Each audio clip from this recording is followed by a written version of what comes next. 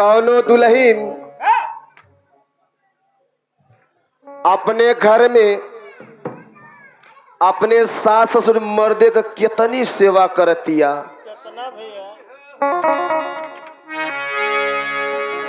कहनाम बा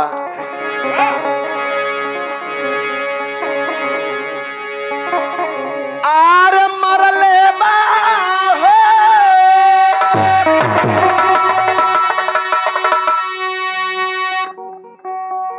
आर मरले बा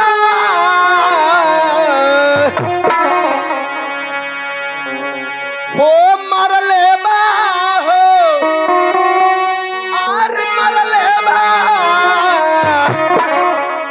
तमे हर रुआ मर दवा के मरले बा हर रुआ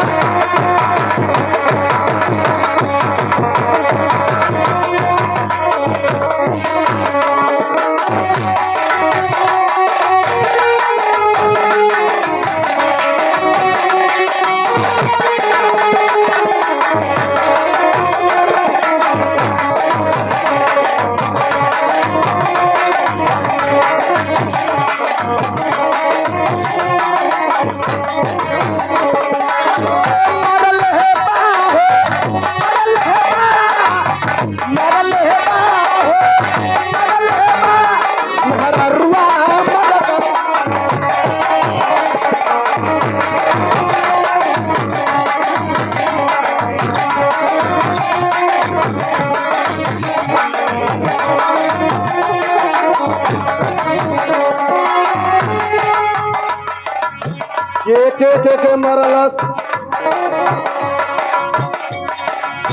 सास के मरला ससुर जी के मरला ससुर जी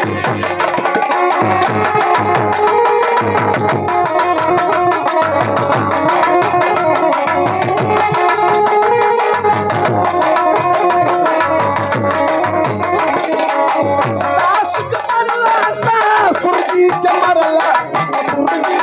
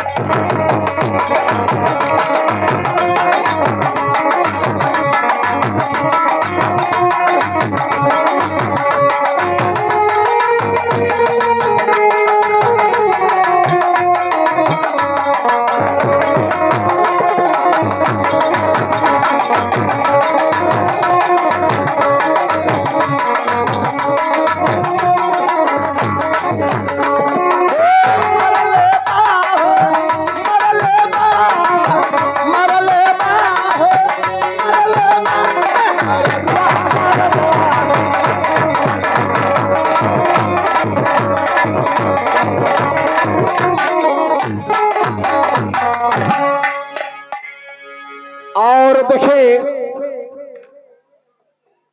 हम तो नाम से वाकिफ नहीं है। अब एकरे ई पता लगाओ खाते हमके आधार कार्ड चेक करे पड़ी।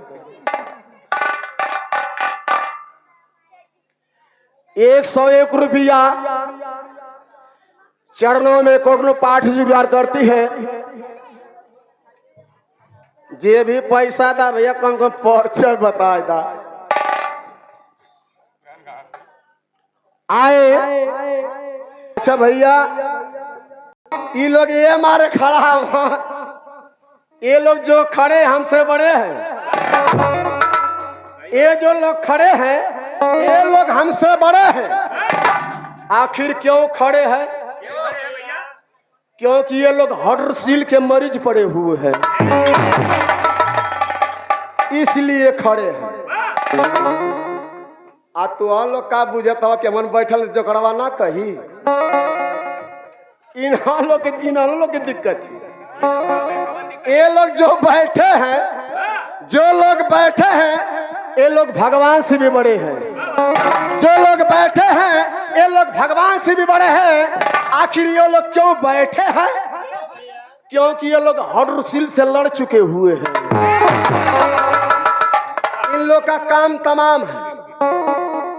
चाहे इन लोग के ऐसे बैठा ला, चाहे ऐसे बैठा ला, चाहे ऐसे बैठा ला, नो प्रॉब्लम।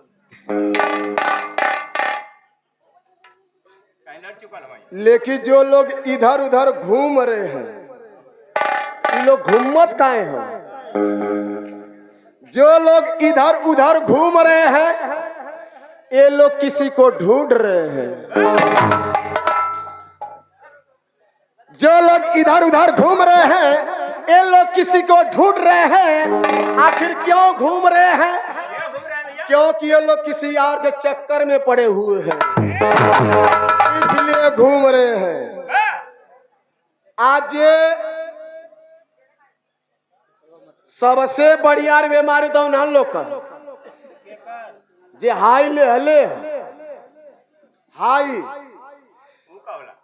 सोचले है कि आज चलब पूजन में वही नाच आयल बा, राम जतन का देखा चलत, एगो मारब एकदम टनाटन रहा। 8 घंटा सारन से नाच कराई मोके ना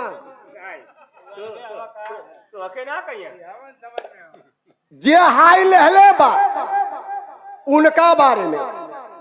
जो लोग सोए हैं, जे नींद से सुतल होकर बारे में ना कहते, जे हाई लहले। जो लोग सोए हैं ये लोग अपना खोए हैं। जो लोग सोए हैं ये लोग अपना खोए हैं। आखिर ये लोग क्यों सोए हैं? क्यों सोए भैया? क्योंकि ये लोग आगे पीछे टोए हैं। ये मारे कि 50 कदम बढ़ले हम आ कहीं नाला में गिर गया, कोनो मोबाइल या पर्स निकाल के लेके चल गए। तो नशा के बारे में तो सुन ला, जे भी नशा करत हो एकदम ओरिजिनल दवाई कहले कि भांग मांगे मिठा भेली, तब भांग मांगे मिठा भेली और गांजा मांगे घी, और दारू मांगे जूता चप्पल। तो सोच समझ के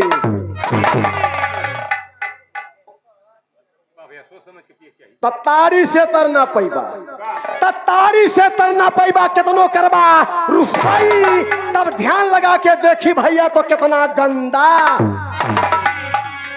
जीव जंत हाड़ा मधुमक्खी। अगर खाना में माछी गिर जा कबा ना खाई, आ तारी में तोरे समनमा गछुआ एक छनना चप दे फेंकी कई हिला पीला, तो जे पिए वाला तो पी जाला, आ जे कब्बो काल के पियला तो अखिया मुन के पिया। बहुत गंदार है। तो जीव जंत हाड़ा मधुमक्खी सब हमन डूब मर जाई, आ हो तो सवेरे कौआ ओबन ठोड़ हिला के उड़ी। लोग कहल तऊ करे पीछे से हवा खुल, लोग कहल तड़िया कहे गजुआ थी। अब एज कोनो लड़का एगो हवा छोड़ दे,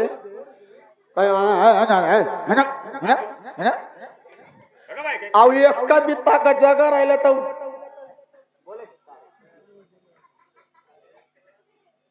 रमेश भैया नमस्कार। रमेश भैया नमस्कार। अच्छा हाँ आल है लेकिन लेट आए। चल ठीक है, आ गईले ना। हाँ भैया तो काम मुँह से कहते नमस्कार। अच्छा तो बाबू स्वस्थ रहा, मस्त रहा, रात दिन चुगलाई में व्यस्त रहा। यह चुगलाई है। तो जुग जुग दिया, तो जुग जुग दिया, दूध छोड़ के गांजा दारू पिया।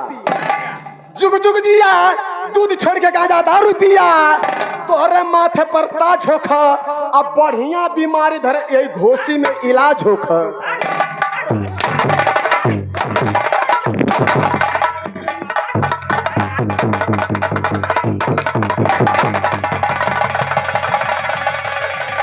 ई भैया बतावा, हम तो सल नमस्कारी कैली, हम सोचले हमार रोजी रोटी चले हमसे ऐसा आशीर्वाद तू दा।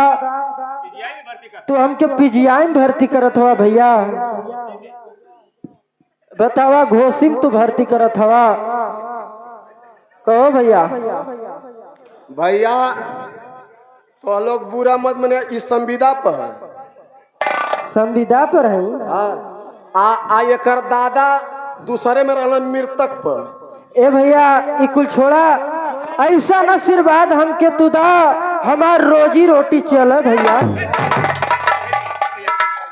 ये ऐसा आशीर्वाद आ कि रोजी रोटी चले। हाँ भैया। तो यह कान कहते कि हमको रोजी रोटी खाती दा आशीर्वाद। हाँ भैया। तो रोजी रोटी खाती आशीर्वाद ले दा। तो बाबू जुग जुग जिया,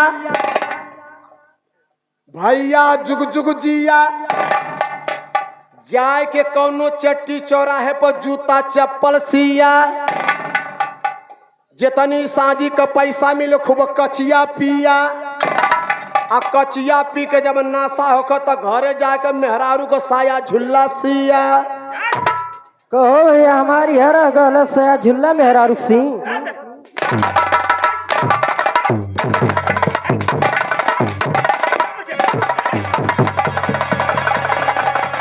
करे हमारी हर अगल के जाए मेरा सया झुल्ला सिया। और करे भैया हमारी हर अगल आई धरियन आ तो के बताई हम आओ। आ तू आओ आओ नाई बे हेरियन आओ। और आ तो क्या हम बताइए आओ।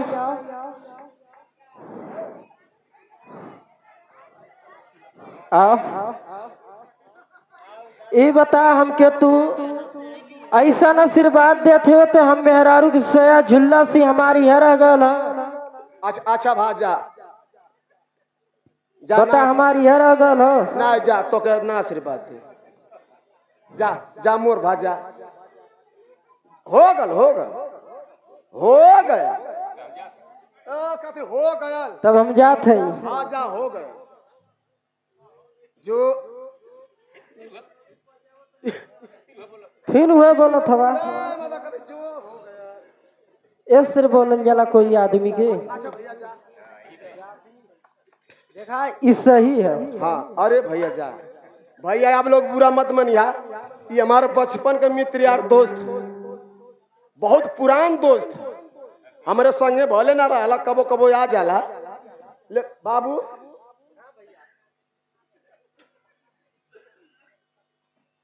ये एक हम भैया ना कहिला, ये एक हम जिस भी कहिला।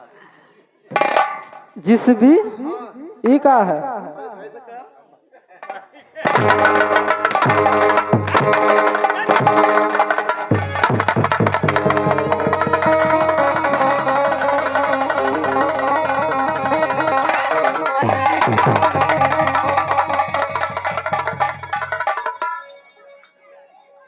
जिस भी के कहल जाला रे।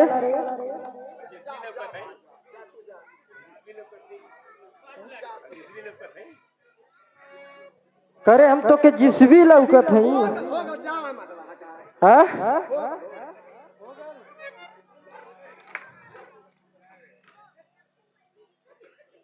ई हमार बचपन का मित्र यार दोस्त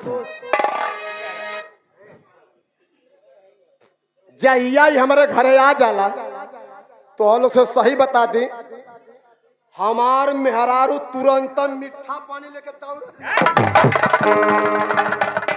हमसे का कहले सुनत है अरे तोरे ऊ आयल हम है। के आल रे अरे तोरे ऊ आयल हम तयाल हम तो पानी नहीं देते बैठ के पिए। आज जहाँ ही पी के बैठल मोरे 12.5 गो लड़का है।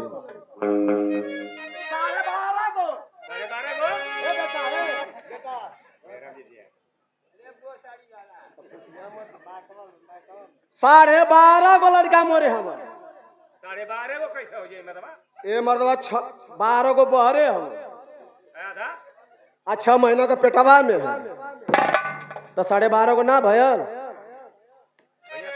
जहां से मोल लड़का वाला कुल का कहे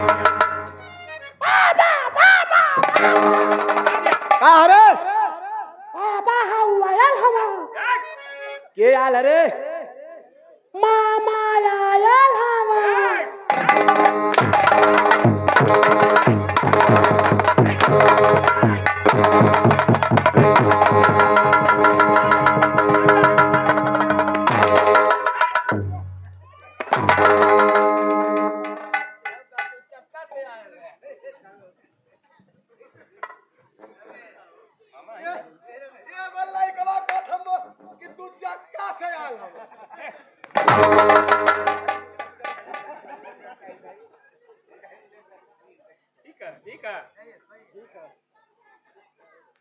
हमके मरबे हाँ उल्टा बोलबत कहन मोर मार भैया तू हमके मरबे कि हमके मारी तो मरबे हाय पे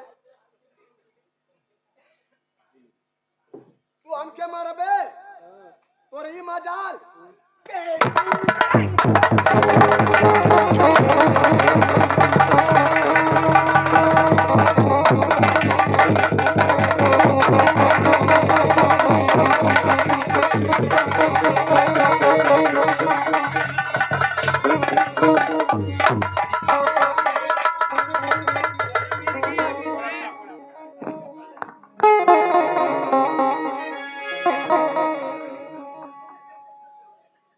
अब हमसे सवेरे ले ना मिली